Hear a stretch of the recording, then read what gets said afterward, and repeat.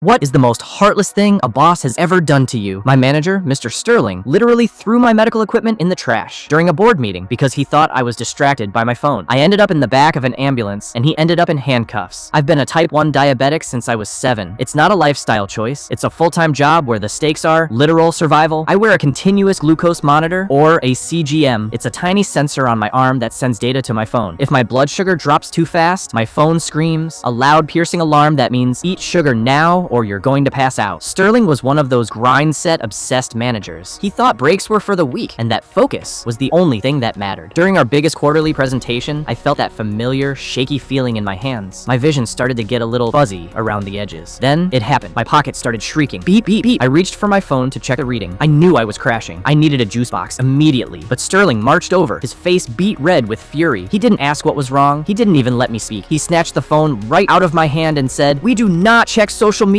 during my meetings, Avery." I tried to tell him. I gasped out the word medical, but my tongue felt like lead. He didn't care. He walked to the heavy metal trash bin in the corner, dropped my phone inside, and slammed the lid. "You can have it back when you learn to respect this company's time," he snapped. The room went cold. I tried to stand up to get to the bin, but my legs, they just gave out. I hit the carpet hard. I could hear my coworkers gasping. Someone was shouting my name, but it felt like I was underwater. The last thing I saw was Sterling standing over me, telling everyone to ignore the theatrics and get back to the slides. I woke up 3 days later in the hospital. My blood sugar had hit 24. For reference, that is organ failure territory. My coworkers had called 911 while Sterling actually tried to stop them from disrupting the workflow. The security footage from the conference room showed everything. Him grabbing the phone, the cold look on his face when he threw it away, and him literally stepping over my unconscious body to keep talking about profit margins. He didn't just lose his job, he was charged with reckless endangerment. My settlement was enough to ensure I'll never have to work for a grind set boss ever again. But every time I hear a phone beep, my heart still skips a beat. Some people see a person in need, and all they see is a distraction.